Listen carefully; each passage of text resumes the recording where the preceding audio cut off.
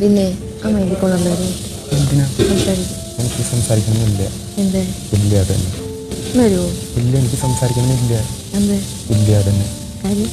സംസാരിക്കണമെന്നില്ല. ഒന്നുമില്ലേ? ഇല്ല. പിന്നെ സംസാരിക്കണം. വരൂല അല്ലല്ല, സാധാരണ സംസാരിക്കാൻ സംസാരിക്കാനൊന്നുമില്ല എന്നുള്ളത്. പ്രായമാണോ ബാരിയർ? പ്രായത്തിന്റെ അല്ല, നീ പോയോളൂ.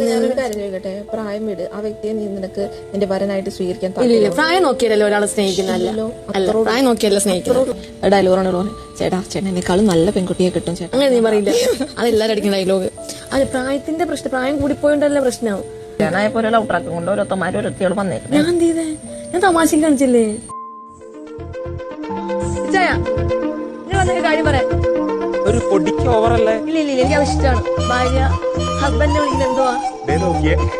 നോക്കിയേ. ആ ശരി, നോക്കി ഇങ്ങ് വന്നേ, ഇങ്ങ് വന്നേ. ബ്രോ, ഇഷ്ടമല്ല ഞാൻ ചേട്ടാ.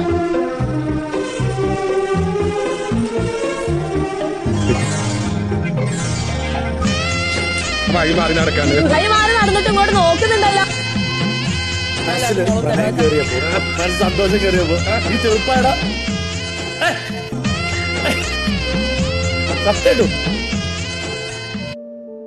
അങ്ങനെ പതിവ് തെറ്റിക്കാതെ തന്നെ ബിഗ് ബോസ് മലയാളം സീസൺ 7 ഒരു പ്രണയം പൊട്ടിത്തിരിക്കുകയാണ്.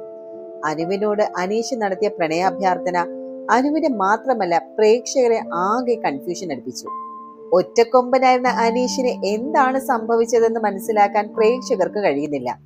റിയാലിറ്റിയിലും ഗെയിമും തിരിച്ചറിയാൻ പറ്റാത്ത ഒരു അവസ്ഥയിലാണ് അനീഷിന്റെ ആരാധകരും. നമുക്ക് വിവാഹം കഴിച്ചാലോ എന്ന് അനീഷ് ചോദിച്ചപ്പോൾ അനു പെട്ടുപോയി. കാരണം ഈ ഒരു സംഭവത്തിന് പല ആംഗിളുകളിൽ കാണാം. 10 ദിവസം കൂടി കാത്തിരുന്നിട്ട് പുറത്തു നിന്നാണ് ഇത് പറഞ്ഞിരുന്നതെങ്കിൽ താൻ ഇത് സുഖമായിട്ട് ഡീൽ ചെയ്തേനെ എന്ന് അനു പറയുന്നുണ്ട്. ഇതിപ്പോൾ ക്യാമറയ്ക്ക് മുന്നിൽ സംഭവിച്ചപ്പോൾ ഇനി അങ്ങോട്ട് എങ്ങനെയാണ് ഡീൽ ചെയ്യുക എന്നുള്ള ചിന്തയാണ് അനുവിന്. എന്തായാലും ഈ ഒരു സംഭവത്തിന് ശേഷം അനീഷ് ആരോടും മിണ്ടുന്നതുമില്ല. അനീഷിനെ സഹോദരനായിട്ടാണ് അനു കാണുന്നത്. പക്ഷേ എന്ത് ചെയ്യണമെന്ന് അറിയാത്തൊരവസ്ഥയാണ് അനുവിന്.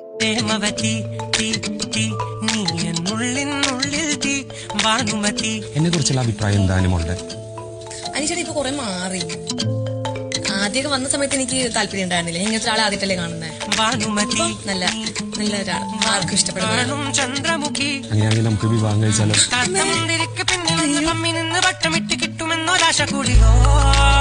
അപ്പൊ എനിക്കായിട്ട് ഇനി ഒരു വീട് വെക്കണം, പിന്നെ എന്റെ കാര്യങ്ങൾ നോക്കണം, പിന്നെ എന്താ അങ്ങനെയൊക്കെ കല്യാണത്തിന് വേണ്ടിയിട്ടുള്ള അങ്ങനെയുള്ള കുറെ കാര്യങ്ങൾ നമുക്ക് ഉണ്ടല്ലോ. എനിക്ക് കുറച്ച് കാര്യങ്ങൾ ഞാൻ പ്ലാൻ ചെയ്ത് വെച്ചിട്ടുണ്ട്. വലിയ ചെറിയ രീതിയിൽ ഗുരുവായൂരുണ്ട്, കാലിയായിട്ട് അങ്ങനെയൊക്കെ ഉണ്ട്. അതൊന്നും ഇപ്പൊ നടക്കില്ല.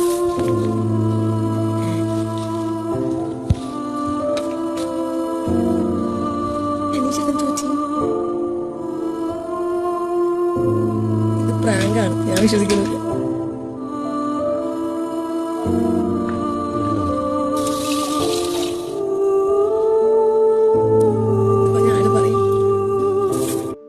എന്നാലും ഒരുപാട് കാര്യങ്ങൾ അനു പറയുന്നുണ്ടെങ്കിലും അനു പൂർത്തിയാക്കുന്നതിന് മുൻപ് തന്നെ അനീഷ് രോഷം കൊണ്ട് എഴുന്നേറ്റ് വീടിന്റെ അകത്തേക്ക് പോയി. പിന്നെ ആ ഒരു വാ തുറന്ന് ഒന്നും പറഞ്ഞിട്ടില്ല. അനു അതോടെ ഭയന്നു. ആദിലയോടാണ് ഇക്കാര്യങ്ങൾ അനു തുറന്നു പറഞ്ഞത്. അയ്യോ, എങ്ങനെ ഇത് പാടം പറയുകയും ചെയ്തത്. 100 അടുത്തും പറയണ്ട. അടുക്കള പറ്റിയ ഇല്ല, എന്താ അതൊന്നും അല്ല. പറയരുത്, സത്യം അറിഞ്ഞ് ഭാവം അടിക്കരുത്. എന്തിനാ വിഷയം ചോദിക്കരുത്. നമുക്ക് കല്യാണം കഴിച്ചിട്ടുണ്ട്. ഇല്ല, സീരിയസ് ആയിട്ട് കഴിച്ചത്. എനിക്ക് പേടിയാവുന്നതൊക്കെ കേട്ടപ്പോ സീരിയസ് ആയിട്ട് കഴിച്ചത്. എന്നിട്ട് എന്ത് ചോദിച്ചു, എന്നെ പറ്റിയുള്ള അഭിപ്രായം എന്താണെന്ന് ചോദിച്ചു. അപ്പൊ ഞാൻ പറഞ്ഞ എല്ലാ അഭിപ്രായം അധികം ഒന്നും ഇഷ്ടപ്പെട്ടില്ല. ഇപ്പൊ ചേട്ടൻ തോന്നല്ല, ഒരുപാട് മാറ്റം ഉണ്ടായി. പിന്നെ ആർക്കാണെങ്കിലും ഇഷ്ടപ്പെടും. എന്നാ പിന്നെ നമുക്ക് വിവാഹം കഴിച്ചാലോ? ഞാൻ നെഞ്ച് കത്തിപ്പോയി. എനിക്ക് ഞാൻ എന്ത് പറയാ, ഞാൻ മനുഷ്യനെ കണ്ടിട്ടില്ല. ചേട്ടനെ പോലെ കണ്ടിട്ടുള്ളൂ. പേടിയാന്ന് പ്രാങ്കൊന്നും അല്ലേടി. കളി കാര്യമായിട്ടോ. അതിന് ഞാൻ എന്റെ ഭാഗത്ത് അത് പുള്ളിക്കറിയില്ല തമാശയാണെന്ന്. ഞാൻ ഇടയ്ക്ക് പറയുന്നുണ്ടല്ലോ എന്റെ സഹോദരനാണെന്നൊക്കെ. പക്ഷെ പുള്ളി അത് സീരിയസ് ആക്കി എടുത്തിട്ടുണ്ട്. എല്ലാരും കൂടെ എന്നെ പൊങ്കാലിടയുള്ളൂ. വർഷങ്ങൾക്ക് ശേഷമാണ് ഒരാൾ എന്റെ മുഖത്ത് ഇങ്ങനെ പറയുന്നത്. എത്രയും വർഷങ്ങൾക്ക് ശേഷം. അപ്പൊ ഞാൻ എന്ത് അത് ചേട്ടൻ ഇവിടെ വെച്ച് നിങ്ങൾ ആലോചിച്ച് നോക്കിയേ, ഇതൊക്കെ പുറത്തു പോയുള്ള അവസ്ഥ. എന്റെ അമ്മേ, ആ മനുഷ്യൻ ശരിക്കും മൂഡ് ഓഫാ. ഞാൻ പല രീതിക്ക് നോക്കി ഒന്ന് ഇതാക്കാനായിട്ട് മിണ്ടള്ള. പുള്ളി അത് ഞാനും വെയിറ്റ് ചെയ്തിരുന്നു ഇതിന്. എനിക്കത് റിയാക്ഷൻ അങ്ങനെയൊന്നും ഇല്ലാതെ പറയുന്നത്. അങ്ങനെയുണ്ട്. ആർക്ക്? പുള്ളിക്ക് എനിക്ക് നിനക്ക് ചെറുതായിട്ടുണ്ടോ ഇനി? അല്ല, ഇവള് ബ്രദറായിട്ടാ കണ്ടേക്കുന്നത്. അങ്ങനെ തന്നെ അവനോടി നിനക്ക് നന്നായി എനിക്കങ്ങനെ തോന്നി, ഇഷ്ടം തോന്നിയിട്ടില്ലല്ലോ. ഇഷ്ടമൊന്നുമില്ല. എന്തായാലും മനുവിന്റെ മറുപടിയൊക്കെ സോഷ്യൽ മീഡിയയിൽ വളരെയധികം ചർച്ചാ വിഷയമാവുകയാണ്. ഹൗസിൽ ഏറ്റവും അൺപ്രഡിക്റ്റബിൾ ആയിട്ടുള്ള ഒരു വ്യക്തിയായിരുന്നു അനീഷും. അതുകൊണ്ട് തന്നെ അനീഷിന്റെ ഗെയിമാണോ ഈ ഒരു പ്രണയാഭ്യർത്ഥന എന്നുള്ള സംശയമാണ് പ്രേക്ഷകർക്കും. അതേസമയം സ്റ്റാർ മാജിക്കിലെ ട്രിക്ക് പയറ്റി അനു സ്വയം പിടിച്ചതാണ് പുലിവാൽ എന്നുള്ള കമന്റുകളും ഉണ്ട്. എന്തായാലും അനുമോളെ പ്രപ്പോസ് ചെയ്തതോടെ തന്നെ ഇതിനോടകം വലിയ രീതിയിൽ തന്നെ ചർച്ചയായിരിക്കുകയാണ്. ഈ അടുത്തായിട്ട് രണ്ടുപേരും തമ്മിൽ വളരെയധികം സൗഹൃദത്തിലുമായിരുന്നു. അനുമോൾക്ക് വേണ്ടി അനീഷ് സംസാരിക്കുകയും വഴക്കുകളും പ്രശ്നങ്ങളും ഉണ്ടാക്കുമ്പോഴെല്ലാം അനുമോൾക്ക് ആശ്വാസമായിട്ട് അനീഷ് ഒപ്പവും നിന്നു. അനുമോളോട് അനീഷ് കാണിക്കുന്ന സ്നേഹം ഹൗസിനുള്ളിലും പുറത്തും ചർച്ചയാകുന്നുണ്ടായിരുന്നു. ഇതിനിടെയായിരുന്നു ആ ഒരു വിവാഹ അഭ്യർത്ഥനയും നടത്തിയത്. അതേസമയം അനീഷ് സ്വന്തം ഗെയിം മറന്ന് വൈകാരികമായിട്ട് പെരുമാറുന്നത് നല്ലതല്ല എന്നുള്ള അഭിപ്രായങ്ങളുമുണ്ട്. ബിഗ് ബോസ് ഫൈനലിൽ ഇനി ദിവസങ്ങൾ മാത്രമേ ഉള്ളൂ. ഇതിനിടെ വിജയ സാധ്യത കൂടുതലുള്ള അനുമോളെ പ്രപ്പോസ് ചെയ്തത് അനീഷിന് വിജയ സാധ്യത ഇല്ലാതാക്കുമെന്നുള്ള അഭിപ്രായവും പുറത്തു വരുന്നുണ്ട്. എന്നാൽ അനീഷിന്റേത് ഇതൊരു ബുദ്ധിപരമായിട്ടുള്ള നീക്കമാണെന്നുള്ള വാദവുമുണ്ട്. എന്തായാലും എല്ലാവരെയും ഞെട്ടിച്ച ഒരു കാര്യം തന്നെയായിരുന്നു അനീഷ് അനുമോളെ ഇഷ്ടമാണ് എന്ന് പറഞ്ഞത്. അതിനുശേഷം അവർ പരസ്പരം മിണ്ടുന്നത് കൂടിയില്ല. അനുമോൾ അങ്ങോട്ട് ചെന്ന് അനീഷിനോട് സംസാരിച്ചിട്ടും എനിക്കൊന്നും സംസാരിക്കാൻ താല്പര്യമില്ല എന്ന് പറഞ്ഞ് ഒഴിവാക്കുകയായിരുന്നു. എന്തായാലും ഇത് അനീഷിന്റെ ഗെയിം ആണോ എന്ന് ചിന്തിക്കുന്ന സമയത്താണ് ബിഗ് ബോസ് വിളിച്ച് ഇനി ക്യാപ്റ്റൻസി ഉണ്ടാവില്ല എന്ന് പറയുന്നത്. പക്ഷേ ഒരു സ്പെഷ്യൽ സമ്മാനമുണ്ട്, ഒരാളെ തിരഞ്ഞെടുക്കാനും പറയുന്നുണ്ട്. എല്ലാവരും ചേർന്ന് 6 വോട്ടുകളോടെ നിവിനെ സെലക്ട് ചെയ്യുന്നു. പിന്നീട് ജയിൽ നോമിനേറ്റ് ചെയ്യാനും പറയുന്നു. ജയിലിലേക്ക് നോമിനേറ്റ് ചെയ്യാനായിട്ട് അനീഷ് ആദ്യം വന്നപ്പോൾ തന്നെ എടുത്തു പറഞ്ഞ പേര് അനുമോളുടെ തന്നെയായിരുന്നു. ഈ ആഴ്ചയിലെ അധികം പ്രശ്നങ്ങളുമൊന്നും ഇല്ലെങ്കിലും ഉണ്ടാക്കിയ ഒരു പ്രശ്നം എന്ന് പറയുന്നത് അനുമോൾ തന്നെയാണ്. കിച്ചണിൽ ആ ഒരു പ്രശ്നം അനുമോൾ അനാവശ്യമായിട്ട് ഉണ്ടാക്കി. അതുകൊണ്ട് തന്നെ അനുമോളെ നോമിനേറ്റ് ചെയ്യുന്നു എന്ന് അനീഷ് പറഞ്ഞപ്പോൾ അനുമോളുടെ മുഖമെല്ലാം വാടി. അത്രയും നേരം അയാൾക്ക് എന്നോട് എത്രമാത്രം ഇഷ്ടമുണ്ടായിട്ടാകും എന്നോട് ഇഷ്ടമാണെന്ന് പറഞ്ഞത്.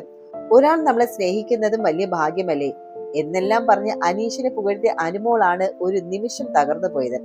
യഥാർത്ഥ സ്നേഹമാണെങ്കിൽ ഇങ്ങനെ പറയുമോ എന്നാണ് അനുമോൾ ആദ്യം ചിന്തിച്ചത്. എന്തായാലും ഇത് അനീഷിന്റെ ഗെയിം ആണോ എന്നുള്ള കാര്യം ഇപ്പോഴും സോഷ്യൽ മീഡിയ ചർച്ച ചെയ്യുകയാണ്. അനുമോളിനെ ജയിലിലേക്ക് കൂടി നോമിനേറ്റ് ചെയ്തപ്പോൾ അത് എല്ലാവർക്കും ചോദ്യചിഹ്നമായി. എന്തായാലും ബിഗ് ബോസ് 7ാം സീസണിലെ അവസാനം വരെ ആരുണ്ടാകും എന്ന് പലരും തുടക്കത്തിലും അല്ലെങ്കിൽ ഒരിക്കലും കരുതാതിരുന്ന മത്സരാർത്ഥി ആരെന്ന് ചോദിച്ചാൽ അതിന് കൃത്യമായിട്ട് ഉത്തരം പറയാൻ ഒരു പേരേ ഉണ്ടായിരുന്നുള്ളൂ, അത് അനീഷ് എന്ന പേരായിരുന്നു.